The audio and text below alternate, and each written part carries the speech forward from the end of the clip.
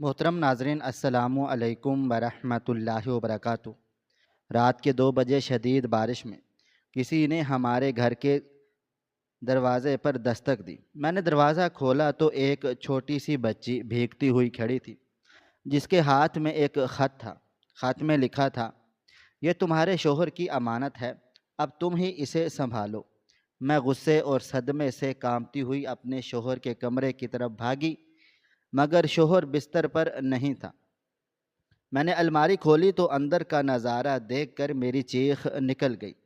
وہاں میرے شوہر کی رات کے ٹھیک 2 بجے بادلوں کی ایسی گرج ہوئی کہ میرے دل کی دھڑکن رک سی گئی، اور اس کے ساتھ ہی تیز بارش شروع ہو گئی۔ میں ٹی وی لاؤنج میں اکیلی بیٹھی طارق کا انتظار کر رہی تھی، کیونکہ انہوں نے مجھے فون پر بتایا تھا کہ آج آفس میں بہت کام ہے اور انہیں آتے آتے کافی دیر ہو جائے گی۔ بارش کی آواز اتنی تیز تھی کہ لگتا تھا جیسے آسمان پھٹ گیا ہو اور ہر طرف پانی ہی پانی ہو۔ میں مسلسل گھڑی کی طرف دیکھ رہی تھی اور میرا دل کسی انجانے خوف سے گھبرا رہا تھا۔ اچانک مجھے مین گیٹ پر کسی کی زوردار دستک سنائی دی۔ اتنی رات گئے اور اس ہولناک طوفان میں کون ہو سکتا تھا؟ یہ خیال آتے ہی میرے اندر ایک عجیب سا خوف پیدا ہوا۔ میں نے ڈرتے ڈرتے گیٹ کی طرف قدم بڑھائے اور تھوڑی ہمت جمع کر کے دروازہ کھولا۔ سامنے کا منظر دیکھ کر میرے پاؤں تلے سے زمین نکل گئی۔ ایک چھوٹی سی بچی جس کی عمر بامشکل 4-5 برس ہوگی، بارش میں پوری طرح بھیگتی ہوئی کھڑی تھی۔ اس کے معصوم چہرے پر ڈر اور سردی کی وجہ سے کپ کپی طاری تھی اور مٹھیاں زور سے بھینچی تھی۔ میں نے جلدی سے اس بچی کا ہاتھ پکڑا اور اسے اندر کھینچ کر دروازہ بند کر دیا۔ بچی بری طرح کانپ رہی تھی اور اس کے ہونٹ نیلے پڑ چکے تھے۔ نہ جانے کون تھی وہ۔ میں نے اس سے پوچھا کہ آپ کا گھر کہاں ہے؟ شاید وہ راستہ بھٹک گئی تھی۔ وہ خالی نظروں سے میری جانب دیکھنے لگی اور مٹھی میرے سامنے کھول دی، جس میں ایک مڑا توڑا کاغذ کا ٹکڑا تھا۔ مجھے حیرت کا جھٹکا لگا۔ میں نے جھک کر اس کے ہاتھ سے وہ کاغذ لیا، جو دراصل ایک خط تھا۔ خط کا کاغذ بارش کی وجہ سے گل چکا تھا، لیکن اس پر لکھے الفاظ صاف پڑھے جا سکتے تھے۔ خط میں لکھا تھا کہ یہ تمہارے شوہر طارق کی امانت ہے اور اب تم ہی اسے سنبھالو۔ یہ الفاظ پڑھتے ہی میرے دل و دماغ میں جیسے کسی نے ہتھوڑے برسا دیے ہوں، اور میری آنکھوں کے سامنے اندھیرا چھا گیا۔ مجھے ایک عجیب سا جھٹکا لگا اور پورے جسم میں غصے اور صدمے کی ایک لہر دوڑ گئی۔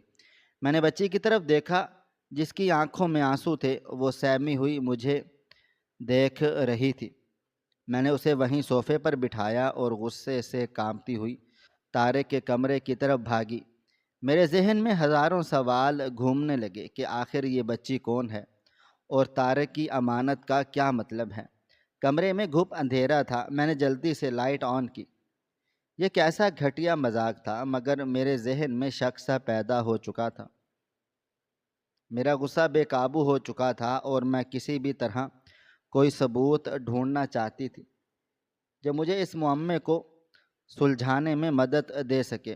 میں نے فوراً سے کمرے کی بڑی الماری کھولی۔ الماری کے اندر طارق کے کپڑے اور سامان معمول کے مطابق رکھا تھا۔ میری نظر الماری کے نچلے حصے میں بنے ہوئے اس چھوٹے سے لاکر پر پڑی، جو ہمیشہ بند رہتا تھا اور طارق نے مجھے کبھی اس کی چابی نہیں دی تھی۔ آج نہ جانے کیسے وہ لاکر تھوڑا سا کھلا رہ گیا تھا، یا شاید طارق صبح جلدی میں اسے ٹھیک سے لاک کرنا بھول گئے تھے۔ میں نے بغیر کسی ہچکچاہٹ کے اس لاکر کا دروازہ پوری طرح کھول دیا۔ لاکر کے اندر کچھ پرانی فائلیں اور دستاویزات پڑی تھیں۔ میں نے ان سب کو باہر نکال لیا اور بیڈ پر پھینک دیا۔ میری نظریں کسی ایسی چیز کی تلاش میں تھیں جو اس بچی کا راز کھول سکے۔ اچانک میری نظر ایک پرانے اور مڑے ہوئے کاغذ پر پڑی، جو ایک خاکی رنگ کے لفافے سے تھوڑا سا باہر نکلا ہوا تھا۔ میں نے اس لفافے کو پھاڑا اور وہ کاغذ باہر نکالا۔ اس کاغذ کو دیکھتے ہی میری سانسیں رکنے لگیں اور میرے دل کی دھڑکن اتنی تیز ہو گئی کہ مجھے اپنے کانوں میں سنائی دینے لگی۔ وہ ایک نکاح نامہ تھا۔ میں نے اپنے کانپتے ہوئے ہاتھوں سے اس نکاح نامے کو کھولا۔ اس پر بڑے اور صاف حروف میں دولہے کی جگہ طارق کا نام اور دلہن کی جگہ کسی صوبیہ کا نام درج تھا۔ میں نے نکاح کی تاریخ دیکھی تو میرے پیروں تلے سے زمین بالکل ہی کھسک گئی۔ یہ نکاح ٹھیک 5 سال پہلے ہوا تھا۔ یہ وہی وقت تھا جب میری اور طارق کی شادی کو کچھ ہی عرصہ گزرا تھا اور ہم ایک خوشگوار زندگی گزارنے کا دعویٰ کرتے تھے۔ میرے دماغ نے فوراً سے حساب لگایا اور سب کچھ میری آنکھوں کے سامنے شیشے کی طرح صاف ہو گیا۔ باہر بیٹھی بچی کی عمر بھی تقریباً 4 سال ہی ہوگی۔ اس کا سیدھا سا مطلب یہی تھا کہ طارق نے میری پیٹھ پیچھے کسی صوبیہ نامی لڑکی سے شادی کی تھی اور یہ بچی ان دونوں کی اولاد تھی۔ میرے اندر جیسے کوئی جوالا مکھی پھٹ پڑا ہو۔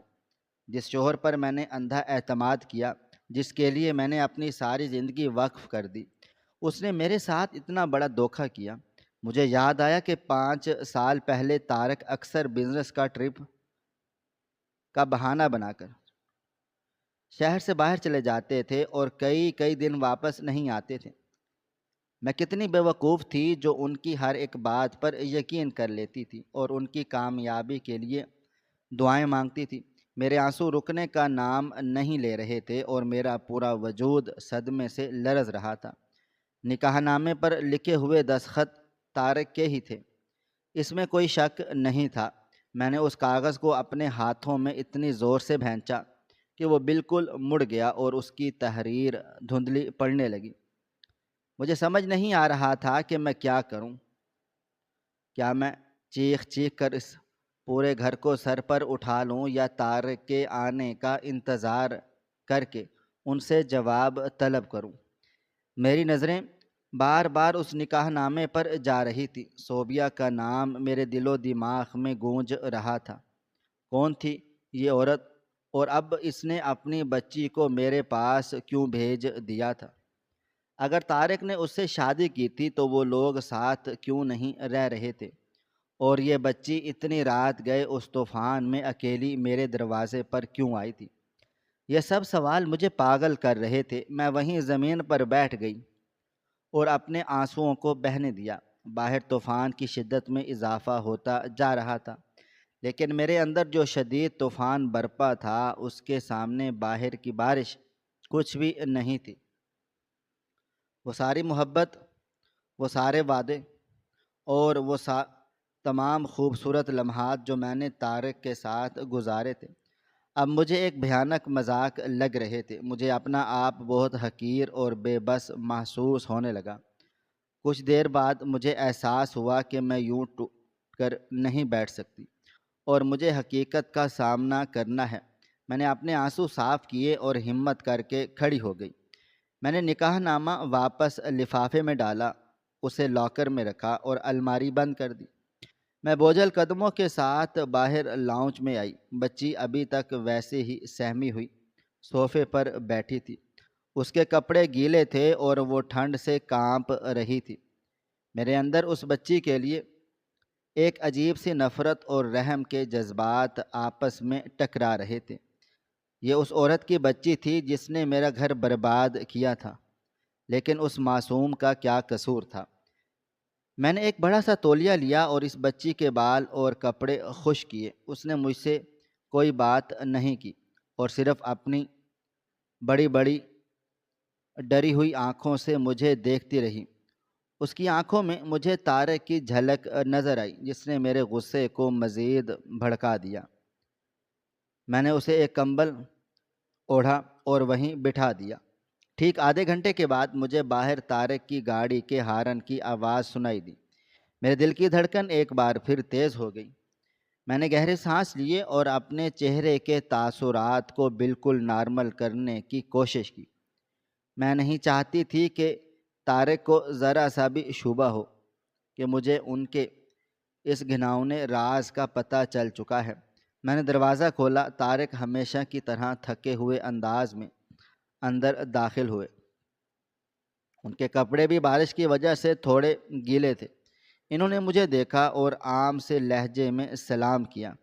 میں نے سلام کا جواب دیا، لیکن میری آواز میں ایک عجیب سی سردی اور کھردرا پن تھا جو شاید انہوں نے نوٹس نہیں کیا۔ طارق لاؤنج میں آئے تو ان کی نظر صوفے پر بیٹھی اس چھوٹی سی بچی پر پڑی۔ وہ ایک لمحے کے لیے رکے اور ان کے ماتھے پر بل پڑ گئے۔ انہوں نے حیرت اور الجھن سے مجھ سے پوچھا، یہ بچی کون ہے اور اس وقت یہاں کیا کر رہی ہے؟ ان کا یہ سوال سن کر میرے اندر کا لاوا ابلنے کو بےتاب ہو گیا۔ میرا دل چاہتا تھا کہ میں چیخ کر ان کے منہ پر سچ ماروں اور کہوں، یہ تمہارا اپنا خون ہے، تمہارا 5 سال پرانا گناہ ہے جو آج میرے دروازے پر آ گیا ہے۔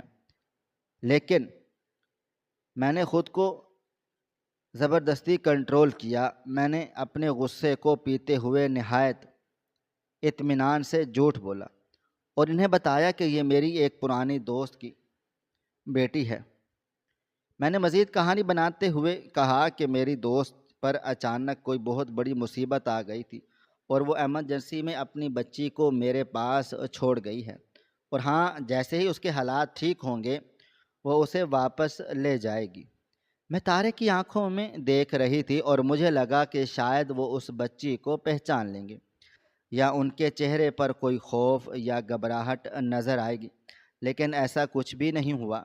طارق نے بڑی لاپرواہی سے بچی کی طرف دیکھا اور کندھے اچکائے ہوئے کہا کہ ٹھیک ہے، لیکن اسے جلدی واپس بھیج دینا، کیونکہ انہیں گھر میں کسی دوسروں کے بچوں کا شور شرابہ بالکل نہیں پسند۔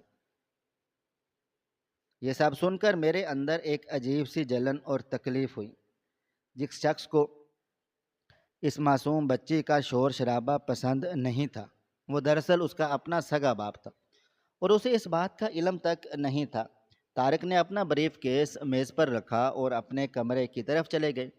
انہوں نے مڑ کر ایک بار بھی بچی کو نہیں دیکھا اور نہ ہی اس کا نام پوچھا۔ میں وہیں کھڑی ان کی پیٹھ کو دیکھتی رہی۔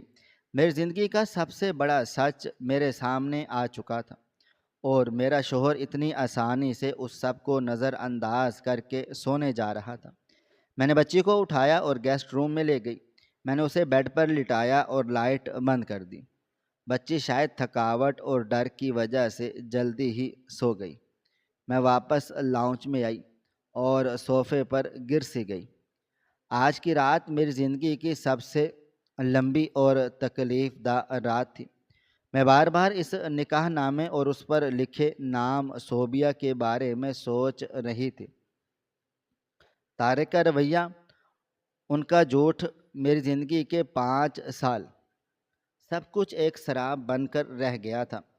میں اس بات کو اتنی آسانی سے بھلا نہیں سکتی تھی اور نہ ہی کسی کی دی ہوئی امانت کو یوں بغیر کسی سوال کے اپنے گلے باندھ سکتی تھی۔ میں نے فیصلہ کیا کہ میں طارق سے اس بارے میں ابھی کوئی بات نہیں کروں گی۔ میں انہیں اپنا نشانہ تب بناؤں گی جب میرے پاس مکمل ثبوت ہوں گے۔ مجھے خود اس عورت کو ڈھونڈنا تھا۔ مجھے خود پتہ لگانا تھا کہ ایسی کیا مجبوری تھی جو وہ اپنی ہی بچی کو اس آدمی کی بیوی کے پاس بھیج رہی تھی جس نے اسے دھوکہ دیا تھا۔ صبح کا انتظار کرنا میرے لیے عذاب بن چکا تھا۔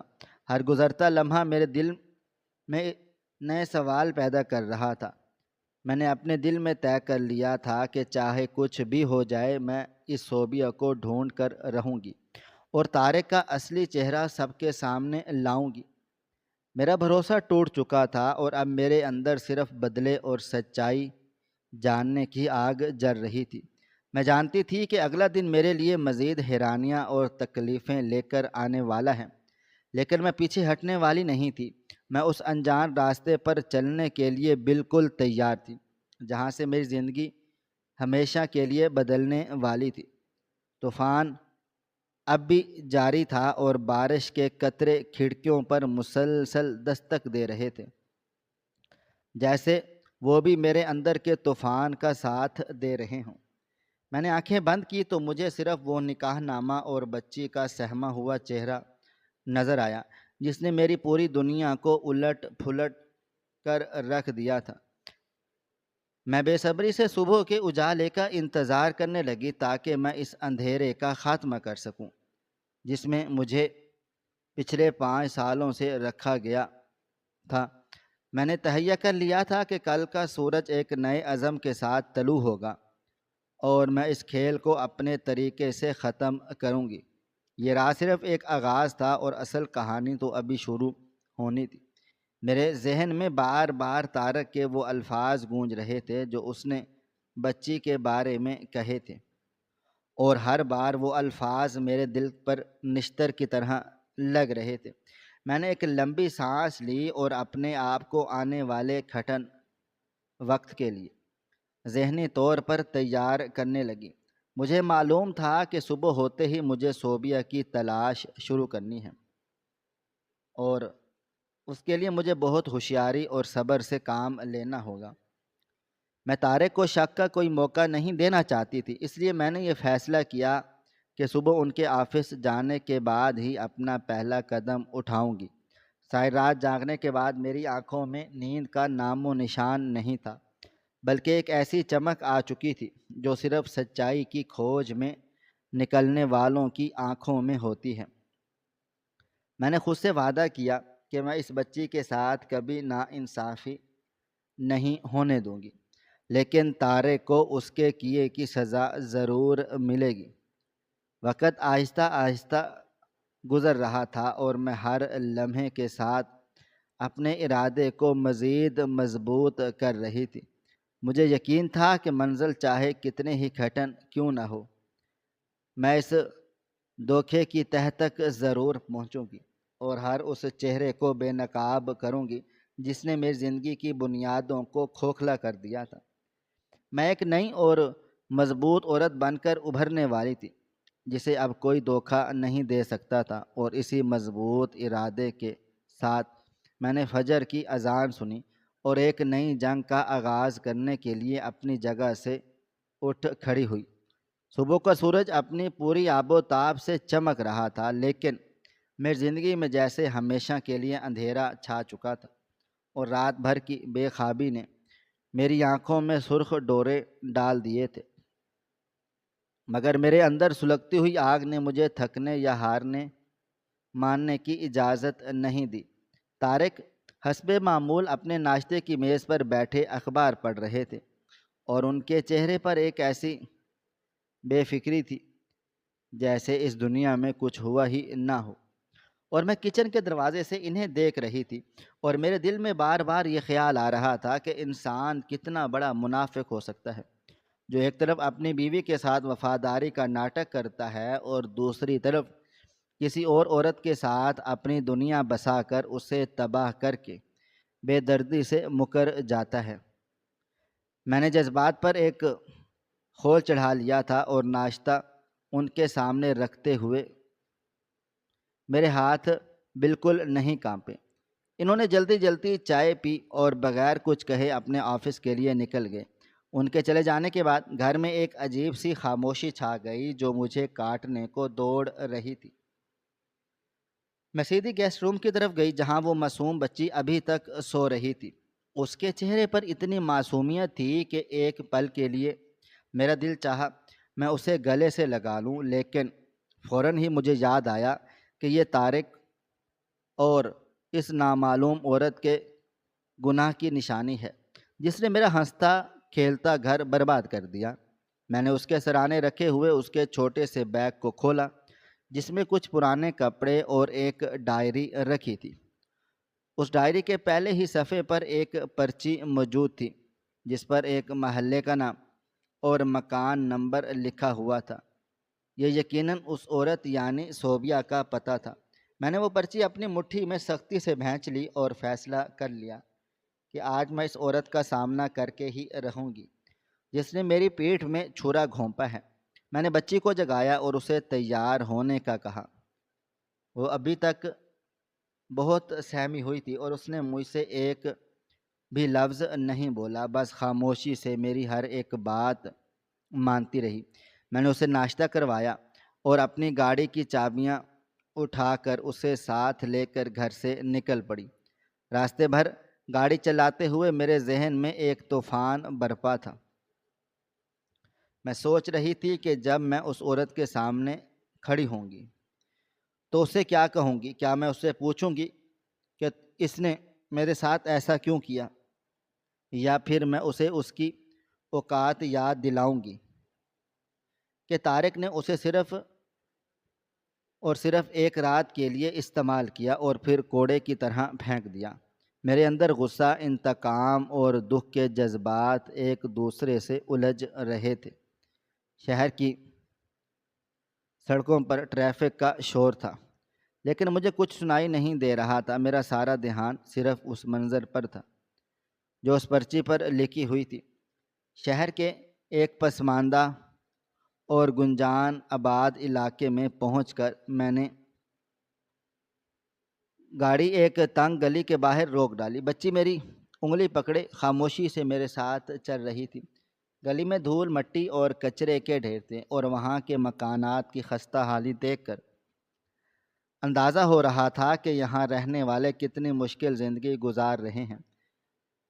میں مکان نمبر تلاش کرتی ہوئی ایک پرانے اور ٹوٹے ہوئے لوہے کے دروازے کے سامنے جا کر رک گئی، جس پر وہی نمبر درج تھا جو میری پرچی پر تھا۔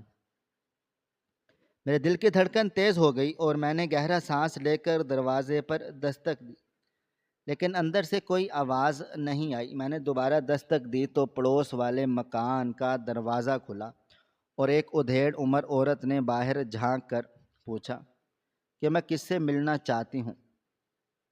میں نے اپنے لہجے کو نارمل رکھتے ہوئے اس سے کہا کہ مجھے صوبیہ سے ملنا ہے۔ اس عورت نے میری اور میرے ساتھ کھڑی بچی کی طرف ایک عجیب سی نظر سے دیکھا اور پھر ایک لمبی آہ بھرتے ہوئے مجھے بتایا کہ صوبیہ تو اس گھر میں نہیں ہے۔ وہ پچھلے کئی دنوں سے بہت زیادہ بیمار تھی اور کل رات اس کی حالت اتنی بگڑ گئی کہ محلے والوں نے چندہ کر کے جمع اسے شہر کے بڑے سرکاری ہسپتال میں داخل کروا دیا ہے، اور ڈاکٹروں کا کہنا ہے کہ اس کے پاس اب زیادہ وقت نہیں بچا۔ یہ سن کر میرے دماغ میں سائیں سائیں ہونے لگی۔ وہ عورت جسے میں اپنا گھر برباد کرنے کا حساب مانگنے آئی تھی، وہ موت کے منہ میں جا چکی تھی۔ میں نے اس پڑوسن سے پوچھا کہ اسے کیا بیماری ہے۔ اس نے دکھ بھرے لہجے میں بتایا کہ صوبیہ کو پچھلے 2 سال سے کینسر تھا اور اس نے اکیلے ہی اس بچی کو پالا پوسا ہے۔ اس کا شوہر اسے شادی کے فوراً بعد ہی چھوڑ کر غائب ہو گیا تھا، اور اس بیچاری نے سلائی کڑھائی کر کے اپنی بچی کا پیٹ پالا ہے، لیکن اب بیماری نے اس کا پورا جسم کھوکھلا کر دیا ہے۔ یہ سب سن کر میرے اندر کا سارا غصہ ایک لمحے کے لیے جم سا گیا۔ جس عورت کو میں طعنے دینے اور اس کی بے عزتی کرنے آئی تھی، وہ تو پہلے ہی زندگی سے اتنی بڑی سزا پا چکی تھی۔ میری آنکھوں کے سامنے طارق کا وہ مسکراتا ہوا چہرہ آ گیا جو مجھ سے پیار کے جھوٹے دعوے کرتا تھا۔ دوسری طرف اس کی بیوی اور بچی اسی قسم پرسی کی حالت میں سسک کر جی رہے تھے۔ پڑوسن کی باتیں سن کر میں نے اس کا شکریہ ادا کیا اور تیزی سے واپس گاڑی کی طرف پلٹ آئی۔ بچی کو میں نے پچھلی سیٹ پر بٹھایا اور گاڑی سیدھی اس سرکاری ہسپتال کی طرف موڑ دی جس کا نام پڑوسن نے بتایا تھا۔ ہسپتال کا راستہ طے کرتے ہوئے میری حالت بہت عجیب سی تھی۔ ایک طرف مجھے اس عورت سے ہمدردی محسوس ہو رہی تھی جس نے طارق کے دھوکے کی اتنی بڑی قیمت چکائی تھی، لیکن دوسری طرف مجھے اس پر غصہ بھی آ رہا تھا کہ اس نے طارق کے ساتھ مل کر میری زندگی تباہ کیوں کی۔ ہسپتال کی عمارت بہت پرانی اور خستہ حال تھی۔ اندر داخل ہوتے ہی فنائل اور دوائیوں کی ایک وہ مخصوص بو تیز میرے نتنوں سے جا ٹکرائی تھی، جس نے میرے دل کو مزید بوجھل کر دیا تھا۔ جگہ جگہ مریضوں کی آہو پکار اور لواحقین کی بھیڑ تھی۔ میں نے ریسیپشن پر جا کر صوبیہ کا نام اور وارڈ نمبر پوچھا۔ انہوں نے مجھے ایک پرچی پکڑائی اور جنرل وارڈ کی طرف اشارہ کر دیا۔ میں بچی کی انگلی پکڑے اس لمبی اور اندھیری راہداری میں چلنے لگی۔ میرے قدم منو بھاری ہو رہے تھے، ہر قدم کے ساتھ میرا دل زور زور سے دھڑک رہا تھا۔ وارڈ کا دروازہ کھلا تو اندر کئی بستروں پر مریض بے حال پڑے تھے، اور وہاں کا ماحول اتنا اداس تھا کہ کسی کا بھی دم گھٹ جائے۔ میں بستروں پر لکھی ہوئی پرچیاں پڑھتی ہوئی آگے کو بڑھ گئی، اور آخر کار میری نظر کمرے کے بالکل کونے میں پڑے ایک بستر پر گئی جس پر صوبیہ کا نام لکھا تھا۔ میرے سانس جیسے گلے میں اٹک گیا۔ میں آہستہ آہستہ قدم اٹھاتی ہوئی اس بستر کے قریب پہنچی۔ اس پر ایک عورت لیٹی ہوئی تھی جس کا چہرہ دوسری طرف تھا اور اس کے جسم میں کئی نالیاں لگی ہوئی تھیں۔ وہ اتنی کمزور لگ رہی تھی جیسے اس کے جسم میں ہڈیوں کے سوا کچھ بچا نہ ہو۔ میں نے اس بستر کے بالکل قریب جا کر اپنا گلا صاف کیا تاکہ وہ میری طرف دیکھے۔ اس عورت نے بڑی مشکلوں سے کروٹ لی اور اپنا چہرہ میری طرف موڑا، اور جیسے ہی میری نظر اس کے چہرے پر پڑی، میرے پیروں کے نیچے سے جیسے پوری زمین کھسک گئی ہو۔ میرے دل و دماغ میں ایک زوردار دھماکہ ہوا اور میری آنکھیں پھٹی کی پھٹی رہ گئیں۔ وہ کوئی اجنبی عورت نہیں تھی، وہ کوئی ایسی عورت نہیں تھی جسے میں نہ جانتی ہوں، بلکہ وہ بستر پر پڑی موت اور زندگی کی کشمکش میں مبتلا عورت میری اپنی یونیورسٹی کی سب سے قریبی اور جان سے پیاری دوست صوبیہ تھی۔ میری وہ دوست جس کے ساتھ میں نے اپنی جوانی کے خوبصورت ترین دن گزارے تھے، جس کے ساتھ میں اپنا ہر راز بانٹتی تھی، اور جو میری شادی کے کچھ عرصے کے بعد کہیں غائب سی ہو گئی تھی، اور اس نے مجھ سے ہر طرح کا رابطہ ختم کر دیا تھا۔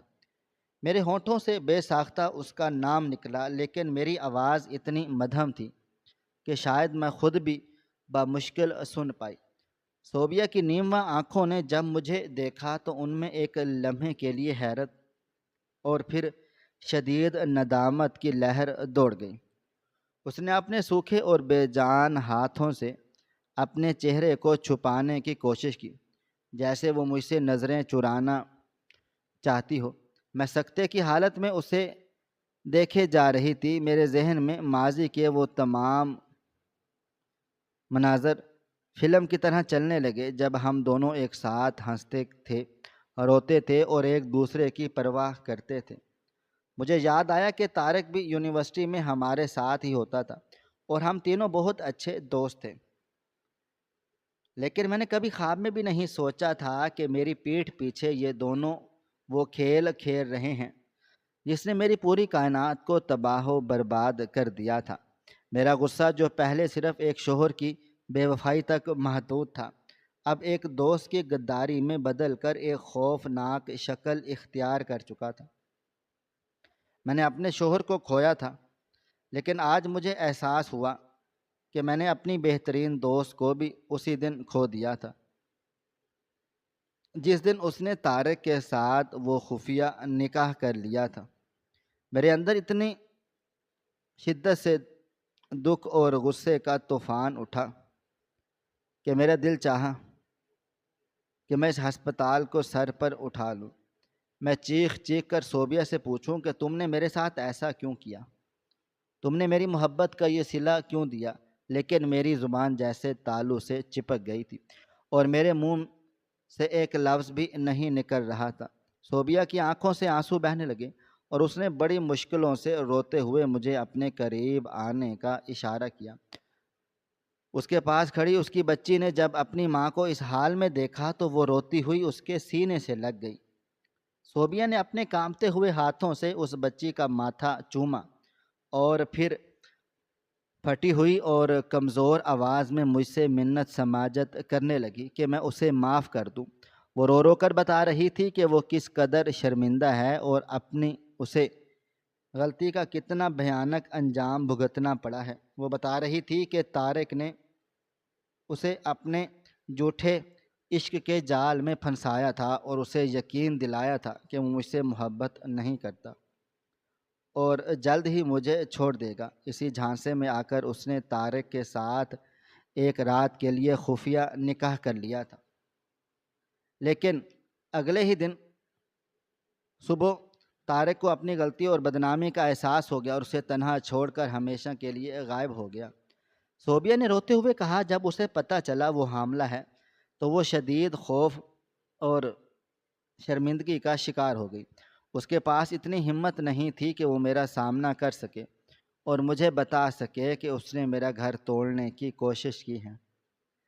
اس لیے اس نے مجھ سے ہمیشہ کے لیے رابطہ ختم کر لیا اور اس شہر کے ایک گمنام حصے میں چھپ کر زندگی گزارنے لگی تاکہ میری زندگی میں کوئی طوفان نہ آئے۔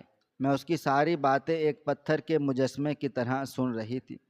میرے کانوں میں اس کی آواز پڑ رہی تھی، لیکن میرے دل و دماغ میں صرف اور صرف طارق کا وہ منافق چہرہ گھوم رہا تھا جس نے دو عورتوں کی زندگیوں کو اس قدر بے دردی سے اپنے پاؤں تلے روندا تھا۔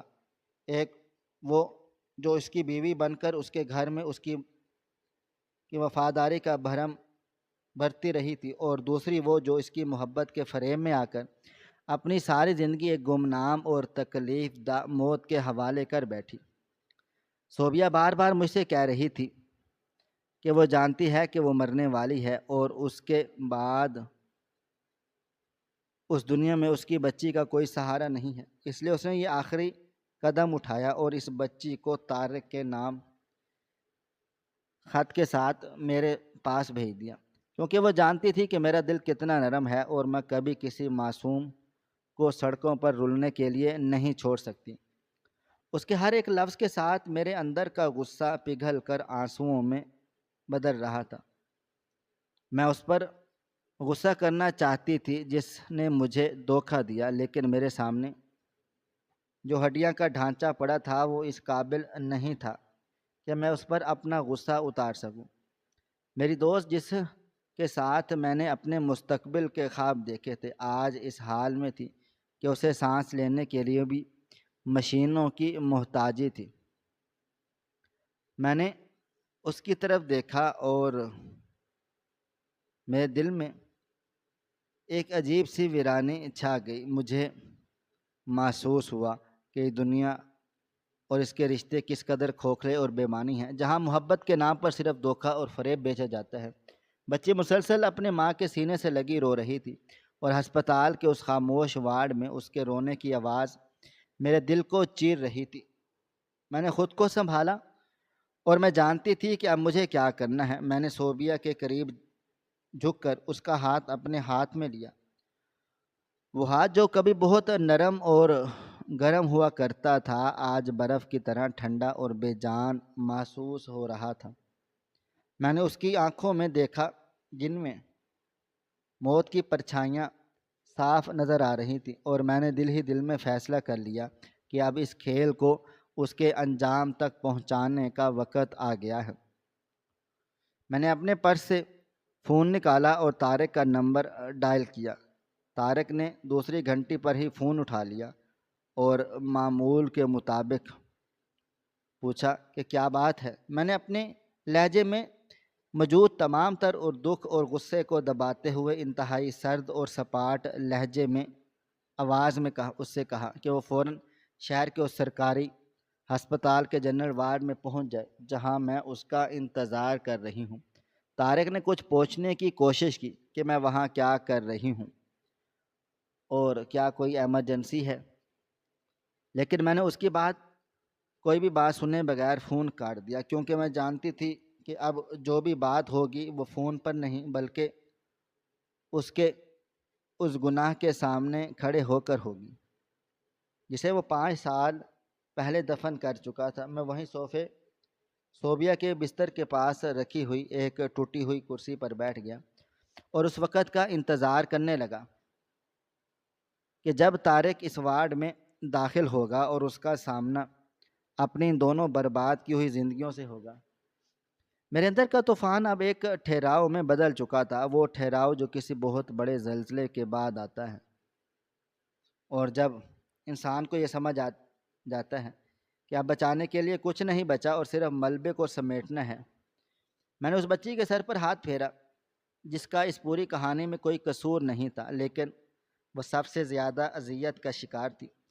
میں نے تہیہ کر لیا تھا کہ چاہے کچھ بھی ہو جائے میں اس معصوم کی زندگی کو اس کے باپ کی طرح تاریک نہیں ہونے دوں گی۔ ہسپتال کی دیواروں پر لگی کھڑکی کی ٹک ٹک مجھے کسی ٹائم بم کی طرح لگ رہی تھی، اور میرا دل بس اسی لمحے کا منتظر تھا جب اس منافقت کے چہرے سے آخری نقاب بھی اتر جائے گا اور میری زندگی کا یہ بھیانک باب اپنے اختتام کی طرف بڑھے گا۔ یہ ایک ایسا قرب تھا جسے الفاظ میں بیان کرنا ناممکن تھا، لیکن اس قرب نے مجھے اندر سے اتنا مضبوط کر دیا تھا کہ اب مجھے کسی کا کوئی ڈر یا کوئی خوف نہیں تھا۔ میں صرف سچائی کے اس خوفناک منظر کو دیکھنے کے لیے وہاں بیٹھی تھی جو چند لمحوں کے بعد اس کمرے میں ہونے والا تھا۔ ہسپتال کے اس خستہ حال اور تاریک جنرل وارڈ میں وقت جیسے مکمل طور پر تھم سا گیا تھا، اور ہر گزرتا سیکنڈ میرے دل و دماغ پر ایک بھاری پتھر کی طرح گر رہا تھا۔ میں نے اس ٹوٹی ہوئی اور زنگ آلود کرسی پر بیٹھی سامنے دیوار پر لگی اس پرانی گھڑی کی ٹک ٹک کو سن رہی تھی، جو مسلسل موت اور زندگی کے درمیانی فاصلے کی گنتی کر رہی تھی۔ میرے سامنے بستر پر میری کبھی کی سب سے بہترین دوست صوبیہ موت کی آخری ہچکیاں لے رہی تھی، اور اس کے ساتھ ہی وہ معصوم بچی کھڑی تھی جس کا اس پوری دنیا میں کوئی اور سہارا نہیں تھا۔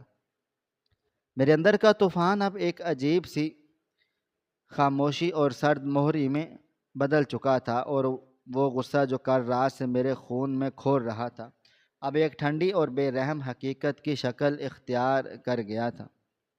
مجھے اب کسی کے چیخنے چلانے یا رونے کی ضرورت نہیں تھی، محسوس ہو رہی تھی، کیونکہ میں جان چکی تھی کہ جن رشتوں کی بنیاد ہی جھوٹ اور فریب پر رکھی گئی ہو ان پر آنسو بہانا اپنی ذات کی توہین ہے۔ میں نے پچھلے 5 سالوں میں طارق کے ساتھ گزارا ہوا ایک ایک لمحہ اپنے ذہن میں دہرایا، وہ تمام جھوٹے وعدے، وہ محبت بھرے دعوے، وہ تمام راتیں جب وہ آفس میٹنگز کا بہانہ بنا کر مجھ سے دور رہتا تھا، وہ سب ایک بھیانک فلم کی طرح میری آنکھوں کے سامنے چل رہے تھے۔ مجھے خود پر ترس آ رہا تھا کہ میں کتنی آسانی سے اس شخص کے فریب میں آ گئی تھی جس نے ایک ہی وقت میں 2 عورتوں کی زندگیوں سے کھیلا تھا۔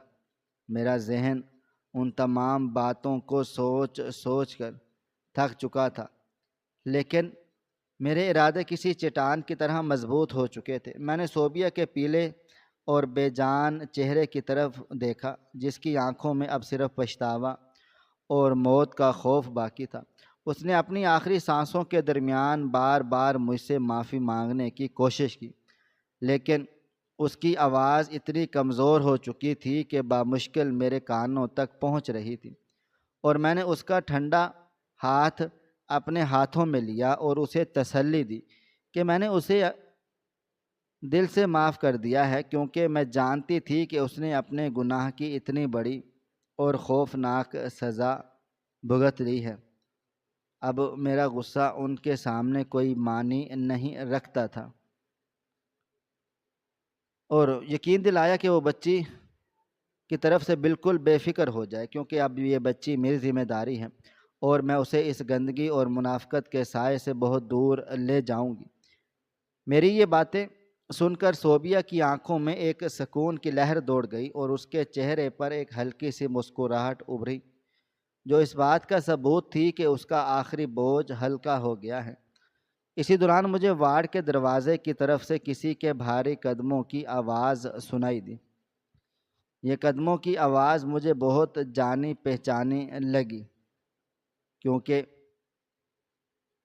میں پچھلے 5 سالوں سے روزانہ ان قدموں کی چاپ سنتی آ رہی تھی۔ میں نے اپنی گردن موڑ کر پیچھے دیکھا تو وارڈ کے دروازے پر طارق کھڑا تھا۔ اس نے اپنا وہ مہنگا 3 پیس سوٹ پہن رکھا تھا جو وہ عموماً اپنی اہم آفس میٹنگز میں پہن کر جاتا تھا۔ اس کے چہرے پر الجھن اور پریشانی کے تاثرات واضح تھے، کیونکہ اسے بالکل سمجھ نہیں آ رہا تھا کہ میں نے اسے اتنی ایمرجنسی میں اس سرکاری ہسپتال کے جنرل وارڈ میں کیوں بلا لیا ہے۔ اس کی نظریں مجھے تلاش کر رہی تھیں، اور جیسے یہ اس کی نظر مجھ پر پڑی، وہ تیزی سے میرے قریب آنے لگا اور اس نے مجھ سے پریشانی کے عالم میں پوچھا کہ کیا ہوا ہے اور میں یہاں اس طرح کیوں بیٹھی ہوں۔ لیکن اس سے پہلے کہ وہ اپنی بات مکمل کر پاتا، اس کی نظر مجھ سے ہٹ کر اس بستر پر پڑی جس پر صوبیہ موت و حیات کی کشمکش میں مبتلا تھی، اور اس کے ساتھ وہی بچی کھڑی تھی جسے اس نے کل رات میرے گھر کے لاؤنج میں دیکھا تھا۔ طارق کے چہرے کے تاثرات اتنی تیزی سے بدلے کہ اگر میں اس وقت اتنے شدید دکھ میں نہ ہوتی تو مجھے اس کی حالت پر ہنسی آ جاتی۔ اس کے چہرے کا رنگ بالکل سفید پڑ گیا اور اس کی آنکھیں حیرت اور خوف سے پھیل گئیں۔ اس کا منہ کھلے کا کھلا رہ گیا اور وہ ایک قدم پیچھے ہٹ گیا، جیسے اس نے کوئی بھوت دیکھ لیا ہو۔ وہ شخص جو ہمیشہ خود کو بہت پر اعتماد اور مضبوط سمجھتا تھا، آج اس کی ساری ہوشیاری اور مکاری اس کے قدموں میں بکھر چکی تھی۔ اسے اپنے سامنے اپنا وہ گناہ نظر آ رہا تھا جسے وہ 5 سال پہلے دفن کر کے بہت سکون کی زندگی گزار رہا تھا۔ میں نے اپنی جگہ سے اٹھ کر اس کی آنکھوں میں آنکھیں ڈالیں اور اس کے چہرے پر وہ خوف دیکھا جو ایک مجرم کے چہرے پر اس وقت ہوتا ہے جب اس کا جرم پوری طرح سے بے نقاب ہو جائے۔ میں نے اسے کوئی سوال نہیں کیا، میں نے اس پر کوئی الزام نہیں لگایا اور نہ ہی میں نے اس کا رونا دھونا شروع کیا۔ میں نے صرف ایک سرد اور سپاٹ لہجے میں اس سے کہا، آج تمہارے اس راز سے پردہ اٹھ چکا ہے جسے تم نے بڑی مہارت سے چھپا کر رکھا تھا۔ طارق کے ہونٹ کانپ رہے تھے اور وہ کچھ بولنے کی کوشش کر رہا تھا، لیکن اس کے گلے سے آواز نہیں نکل رہی تھی۔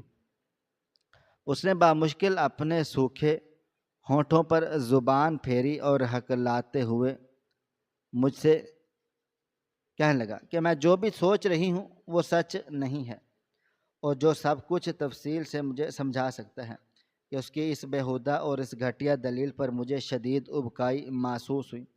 میں نے اپنا ہاتھ اٹھا کر اسے خاموش رہنے کا اشارہ کیا اور اسے کہا کہ اب کسی بھی صفائی یا جھوٹ کی کوئی گنجائش نہیں ہے، کیونکہ اس نے کہ لاکر سے وہ نکاح نامہ اپنے ہاتھوں سے نکالا ہے، اور اس کے بعد اس کی کوئی بھی کہانی میرے لیے کوئی اہمیت نہیں رکھتی۔ میں نے اس سے کہا کہ تم نے صرف ایک عورت کی زندگی برباد نہیں کی، بلکہ تم نے 3 زندگیوں کا قتل کیا ہے۔ تم نے مجھ سے جھوٹ بولا ہے، تم نے میری محبت اور میرے بھروسے کا خون کیا ہے۔ تم نے اس صوبیہ کے ساتھ ایک رات کی جھوٹی محبت کا ناٹک کیا اور پھر اسے اس کی حالت پر مرنے کے لیے چھوڑ دیا، اور سب سے بڑھ کر تم نے اس معصوم بچی کو زندگی بھر کے لیے ایک ناجائز اور بن باپ کی اولاد ہونے کا طعنہ دیا۔ طارق میری ان کاٹ دار باتوں کے بالکل سامنے بے بس کھڑا تھا۔ اس کی نظریں جھکی ہوئی تھیں اور اس کے ماتھے پر پسینے کے قطرے چمک رہے تھے۔ اس نے مجھ سے التجا کرنی شروع کر دی کہ میں اسے ایک آخری موقع دوں اور وہ سب کچھ ٹھیک کر دے گا۔ اس نے کہا یہ اس کی زندگی کی سب سے بڑی غلطی تھی اور وہ اس وقت جذبات کی رو میں بہہ گیا تھا، لیکن میں نے اس کی بکواس کو وہیں کاٹ دیا اور اس سے کہا کہ جذبات کی رو میں بہہ کر انسان غلطی کرتا ہے، لیکن اسے 5 سال تک چھپانا اور مسلسل منافقت کی زندگی گزارنا کوئی غلطی نہیں بلکہ ایک سوچی سمجھی سازش اور گناہ ہوتا ہے۔ عین اسی وقت جب طارق میرے سامنے گڑ گڑا رہا تھا، بستر پر موجود مانیٹر کی ایک لمبی اور مسلسل بیپ کی آواز نکالنی شروع کر دی۔ ہم سب کی نظریں صوبیہ کی طرف مڑ گئی۔ اس کی سانسیں جو پہلے ہی بہت اکھڑی ہوئی تھیں اب ایک مکمل طور پر رک چکی تھیں۔ اس کی آنکھیں چھت کی طرف گھور رہی تھیں اور اس کا چہرہ بالکل پرسکون ہو چکا تھا۔ صوبیہ اس دنیا کے تمام دکھوں اور دکھوں سے آزاد ہو کر ہمیشہ کے لیے جا چکی تھی۔ بچی نے جب اپنی ماں کو اس طرح بے حس و حرکت دیکھا تو وہ زور زور سے رونے لگی اور اس نے اپنے ماں کے سینے پر سر رکھ دیا۔ ڈاکٹر اور نرسیں تیزی سے بھاگتے ہوئے آئے اور انہوں نے صوبیہ کا چیک اپ کرنے کے بعد اسے مردہ قرار دیا۔ میرے دل میں ایک عجیب سی کسک اٹھی، اور وہ دوست جس نے میرے ساتھ دھوکہ کیا تھا آج میرے سامنے لاش بنی پڑی تھی، اور وہ شوہر جس نے ہم دونوں کو دھوکہ دیا تھا وہ ایک مجرم کی طرح سر جھکائے کھڑا تھا۔ میں نے بچی کو آگے بڑھ کر اپنے گلے سے لگا لیا اور اسے دلاسا دینے لگی۔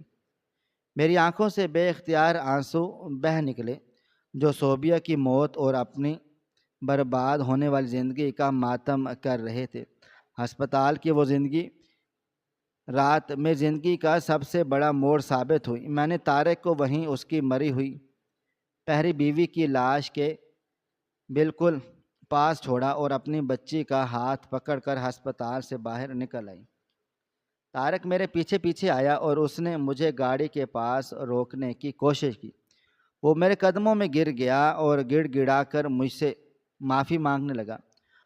اس نے کہا کہ وہ میرے بغیر زندہ نہیں رہ سکتا اور میں جو بھی سزا دوں گی وہ اسے قبول کر لے گا، لیکن وہ مجھے چھوڑ کر نہ جائے۔ میں نے اس کے روتے ہوئے چہرے کی طرف دیکھا اور مجھے اس پر رتی برابر بھی رحم نہیں آیا۔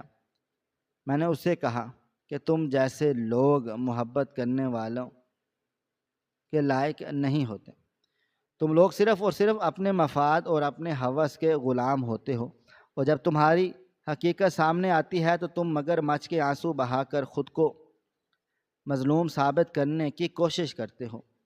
میں نے اسے کہا کہ میری طرف سے تم آزاد ہو اور اب میرا تمہارے ساتھ کوئی رشتہ باقی نہیں رہا، اور میں اس بچی کو اپنے ساتھ لے کر جا رہی ہوں، کیونکہ یہ اس عورت کی کہانی ہے جس نے تمہارے دھوکے کی قیمت اپنی جان دے کر چکائی ہے۔ طارق وہیں سڑک پر گھٹنوں کے بل گرا دھاڑے مار مار کر رو رہا تھا، لیکن میں نے ایک بار بھی مڑ کر اسے نہیں دیکھا۔ میں نے بچی کو گاڑی میں بٹھایا اور گاڑی سٹارٹ کر کے اس گھر کی طرف چل پڑی جو کل رات تک میرا تھا۔ گھر پہنچ کر میں نے اس بچی کو صوفے پر بٹھایا اور خود سیدھی ہو کر اپنے کمرے میں گئی۔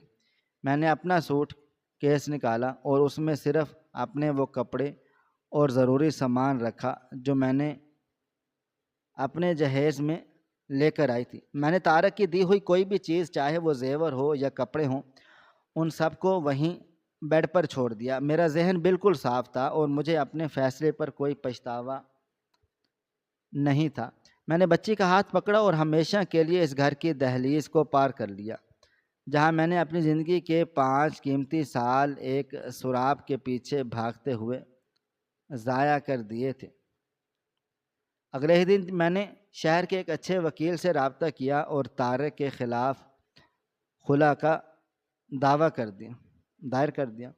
طارق نے مجھے منانے کی کوشش کی، اس نے اپنے خاندان کے لوگوں کو میرے پاس بھیجا، میں نے کسی کی ایک نہ سنی۔ میں نے عدالت میں وہ نکاح نامہ اور صوبیہ کا ڈیتھ سرٹیفکیٹ پیش کر دیا جس نے میرے مقدمے کو بہت مضبوط کر دیا تھا۔ چند ہی مہینوں کی قانونی کارروائی کے بعد عدالت نے میرے حق میں فیصلہ سنا دیا اور مجھے طارق سے باقاعدہ خلا مل گئی۔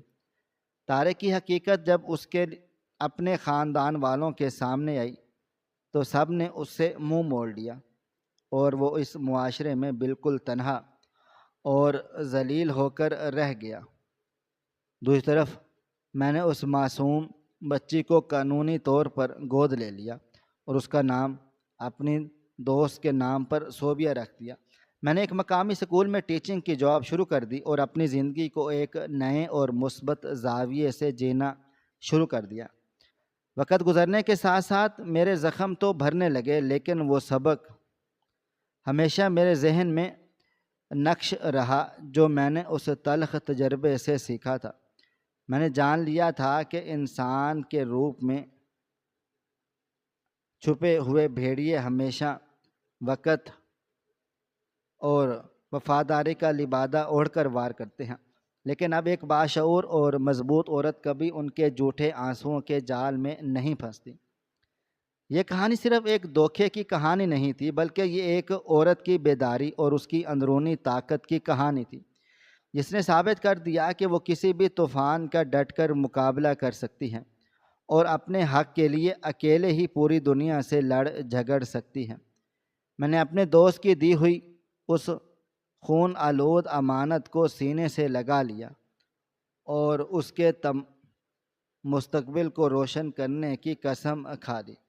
آج جب میں صوبیہ کو اپنے سکول کا بیگ لٹکائے ہوئے مسکراتے ہوئے دیکھتی ہوں تو مجھے محسوس ہوتا ہے کہ میرا وہ فیصلہ بالکل درست تھا اور میں نے اپنی زندگی کی سب سے بڑی جنگ جیت لی ہے۔ میرا دل اب کسی غصے یا انتقام کے بوجھ سے آزاد ہے اور اس میں ایک پرسکون اور باوقار میں ایک زندگی گزار رہی ہوں، جبکہ وہ شخص جس نے ہم سب کی زندگیوں سے کھیلا تھا آج اپنے اس عالیشان گھر میں اکیلا اور اپنے گناہوں کی سزا بھگت رہا ہے، اور اس کی تنہائی اس بات کا ثبوت ہے کہ قدرت کا نظام کتنا خاموشی اور عدل کے ساتھ انسان کو اس کے کیے کی سزا دیتا ہے، اور سچ ہمیشہ جھوٹ کے اندھیروں کو چیر کر اپنا راستہ بنا لیتا ہے۔ یہی زندگی کی سب سے بڑی اور اٹل حقیقت ہے جسے کوئی بھی انسان اپنی جھوٹی طاقت اور دولت سے نہیں بدل سکتا۔ میں نے اپنے ماضی کے اس بھیانک باب کو ہمیشہ کے لیے بند کر دیا ہے اور اب میری نظریں صرف اس روشن مستقبل پر مرکوز ہیں جو میں اپنی اس نئی بیٹی کے ساتھ تعمیر کر رہی ہوں، اور مجھے یقین ہے کہ میرا یہ سفر مجھے ایک نئی اور خوبصورت منزل تک ضرور پہنچائے گا جہاں کسی دھوکے یا فریب کی کوئی گنجائش نہیں ہوگی۔ ناظرین، آپ کو ہماری آج کی کہانی کیسی لگی؟ کومنٹ باکس میں اپنی رائے کا اظہار ضرور کریں۔ خواہش صرف اتنی ہے کہ کچھ الفاظ لکھوں جس سے کوئی گمراہی کے راستے پہ جاتے جاتے رک جائے، اور نہ بھی رکے تو سوچ میں ضرور پڑ جائے۔ پیارے دوستوں، امید کرتا ہوں کہ آپ کو یہ ہماری کہانی پسند آئی ہوگی۔ کہانی پسند آئی ہو تو ویڈیو کو لائک کریں، کومنٹس کریں، شیئر کرنا بالکل بھی نہ بھولیں۔ اور ہاں، اگر آپ لوگ ہمارے اس چینل پر نئے ہیں تو ہمارے چینل حریرہ انفو کو سبسکرائب ضرور کر لیں اور نوٹیفیکیشن کو ضرور دبائیں تاکہ آنے والی کہانی سب سے پہلے آپ کو مل سکے۔ ملتے ہیں کل ایک نئی اور دلچسپ کہانی کے ساتھ، تب تک اپنا ڈھیر سارا خیال رکھیے گا۔ اللہ حافظ۔